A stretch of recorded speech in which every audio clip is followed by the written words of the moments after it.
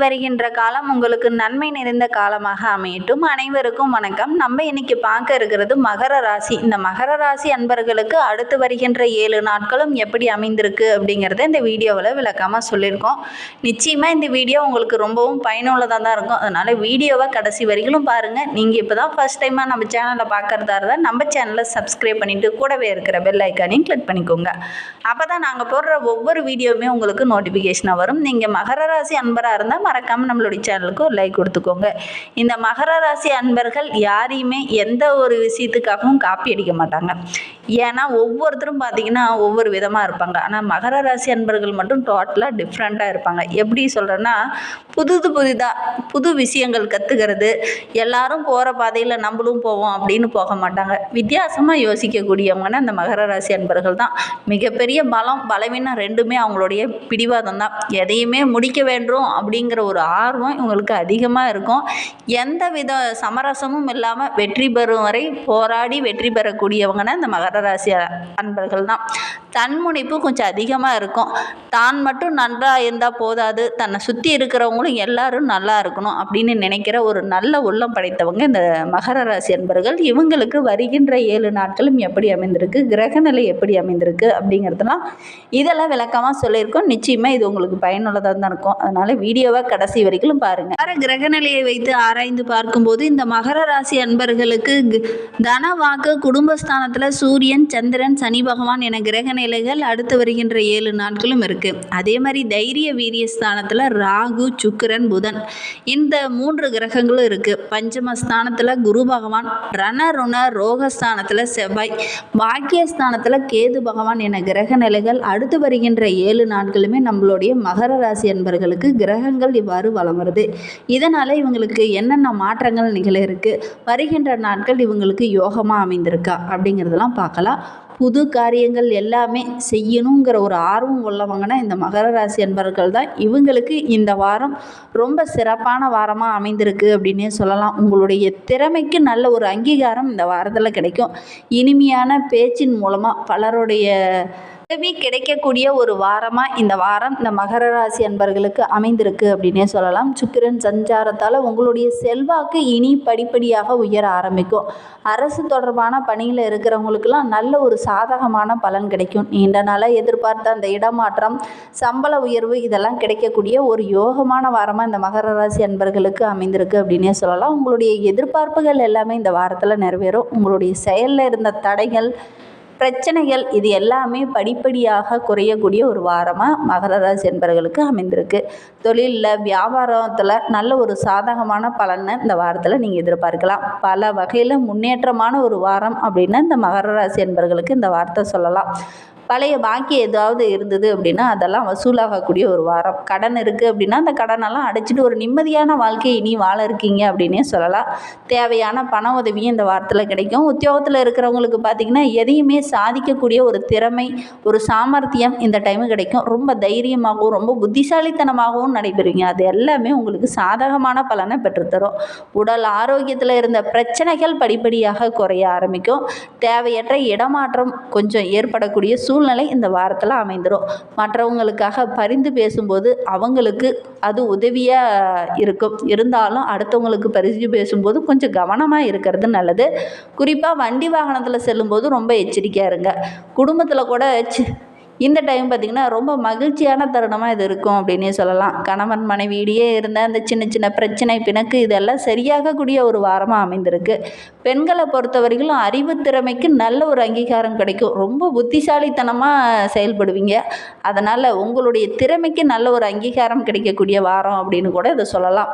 உங்களுடைய பேச்சு ரொம்ப சிறப்பாக இருக்குது. எதுலேயுமே வெற்றி பெறணும், ஒரு உத்வேகம் உள்ள ஒரு பேச்சாற்றல் மிக்க ஒரு நபராக இனி நீங்கள் வலம் வர போகிறீங்க. தேவையான உதவிகள் எல்லாமே கிடைக்கும். ஒரு சிலருக்கெல்லாம் ரொம்ப நாளாக லோன் கேட்டிருப்பீங்க, அது கரெக்டாக கிடைக்காம தள்ளி போயிட்டே இருந்திருக்கும். இந்த வாரத்தில் நீங்கள் அதெல்லாம் கேட்டிங்கன்னா டக்குன்னு கிடைக்கும். அதனால் உங்களுடைய கடன் சுமை படிப்படியாக குறைய ஆரம்பிக்கும். அதே மாதிரி கலைத்துறையை சார்ந்த நண்பர்களுக்கு அடுத்து வருகின்ற 7 நாட்களுமே ரொம்ப கவனமாக செயல்படுங்க.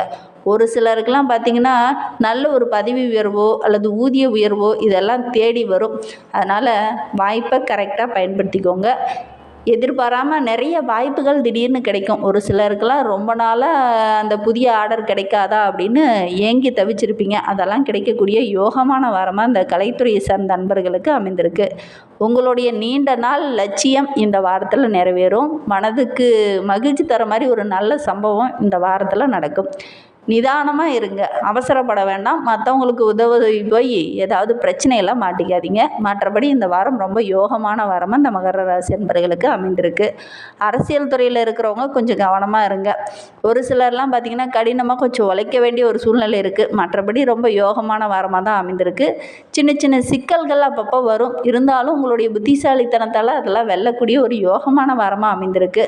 அதே மாதிரி செலவுகள் அப்பப்போ வரும், பெரிய பாதிப்பு எதுவும் வராது. சின்னதாக ஏதாவது செலவுகள் வரும். உங்களுடைய உழைப்புக்கான நல்ல ஒரு அங்கீகாரம் கிடைக்கும். உங்களுடைய உழைப்புக்கு நல்ல ஒரு பலன் கிடைக்கக்கூடிய ஒரு வாரமாக அமைந்திருக்கு அப்படின்னே சொல்லலாம். ரொம்ப தைரியமாக செயல்படுவீங்க. முன்னெல்லாம் இருக்கும் ஒரு விதமான கூச்சம் அச்சம் இதெல்லாம் இருந்திருக்கும். ஆனால் இப்போ பார்த்திங்கன்னா ஒவ்வொரு விஷயமும் ரொம்ப தைரியமாகவும் நுணுக்கமாகவும் ஆராய்ந்து செயல்படுவீங்க. அது எல்லாமே உங்களுக்கு வெற்றியாக அமையக்கூடிய ஒரு வாரமாக அமைந்திருக்கு.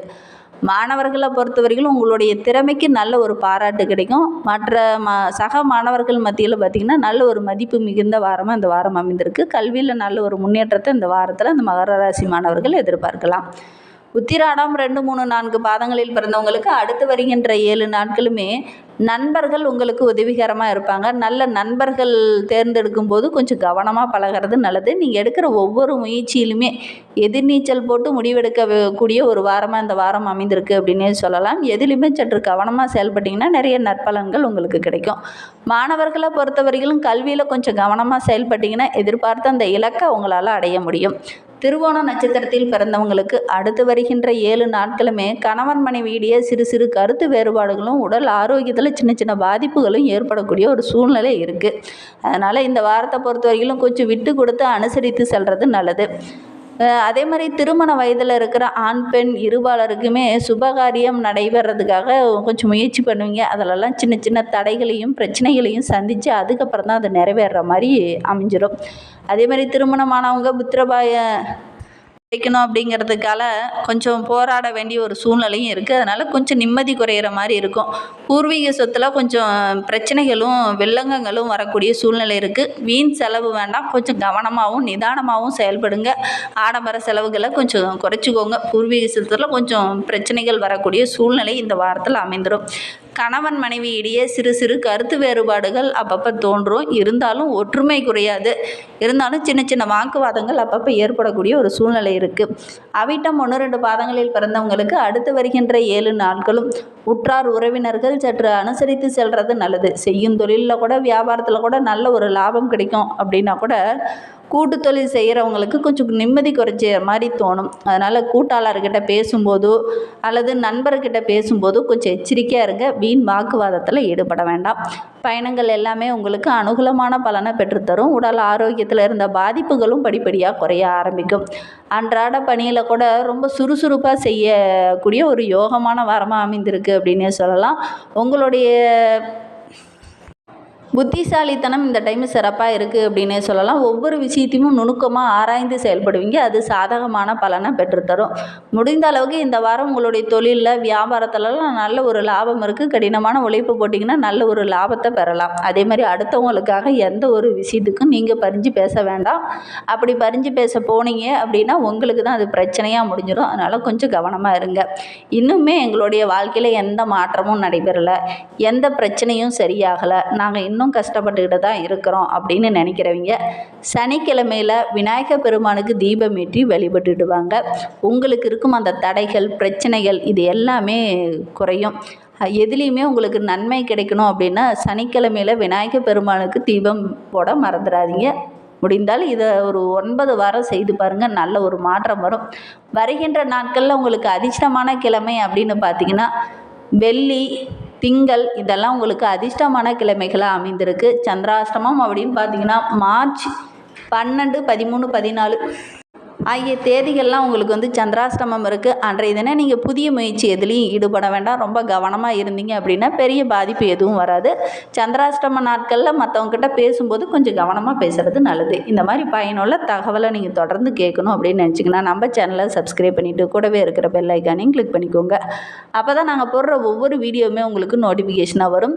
நீங்கள் மகர ராசி அன்பராக இருந்தால் மறக்காமல் நம்மளுடைய சேனலுக்கு ஒரு லைக் கொடுத்துக்கோங்க. தேங்க்யூ.